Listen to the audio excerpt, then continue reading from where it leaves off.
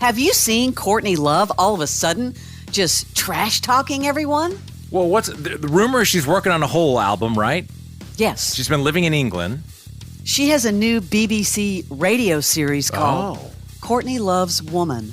Well, she's not supporting women. In an interview, she took some time to trash Taylor Swift. She picks the biggest global star. Why? Let's just start at the top. Okay. Quote, Taylor is not important. She might be a safe space for girls. And she's probably the Madonna of now, but she's not interesting as an artist. Yeah, and then she went after Beyonce. Let's take the other global superstar. So she's just trying to get attention. I like the idea of Beyonce doing a country record because it's about black women going into spaces where previously only white women have been allowed. I just don't like her music. Well, that's fair to say. And then she said she hasn't liked Lana Del Rey since she released that cover of the John Denver song, Take Me Home Country Roads. She thinks Lana should take 7 years off.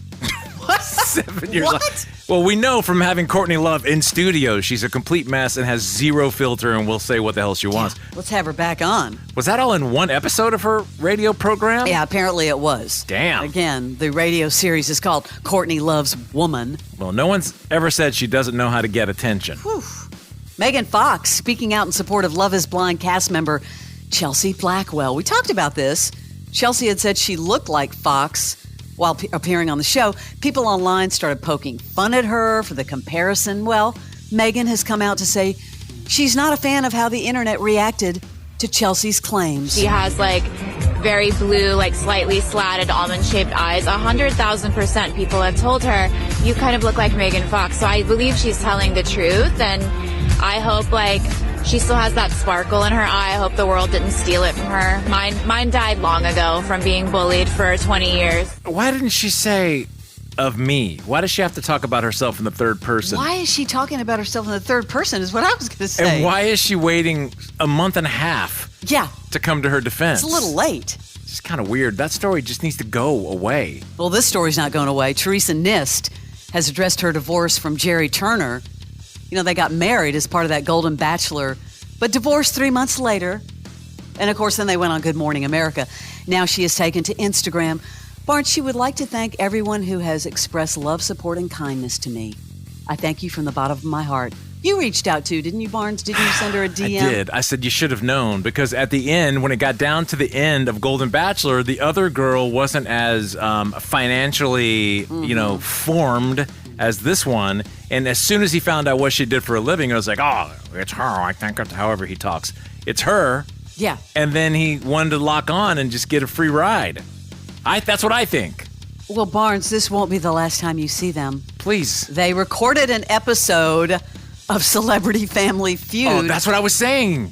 Yes. Yesterday. When they were still together. It's going to air. Apparently, they split up a week after they taped that. So that's what I was saying, is that they did all these episodes of things, and I think they were trying to hang on, but something must be brewing that was going to come up, or it hasn't come up yet, because they rushed the announcement. That's what I'm saying.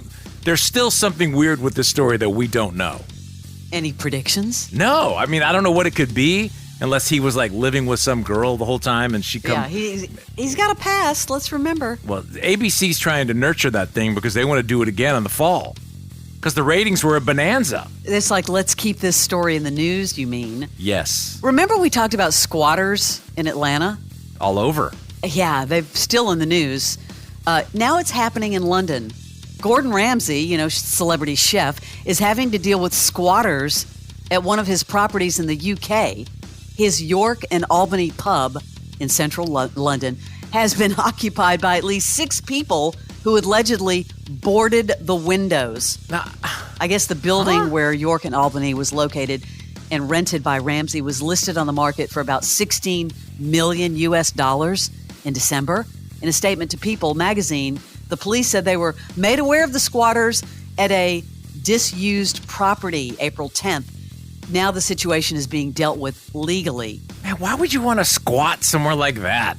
Yeah, you're in a pub. You're squatting in a pub. You don't have a shower. That's just a vacant pub at that. I don't know. That's a weird one.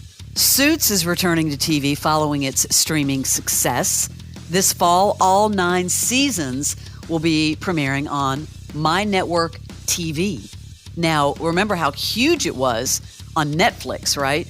It was like breaking all kinds of records. And now, Barnes, a new spin-off series. Suits LA is in the works.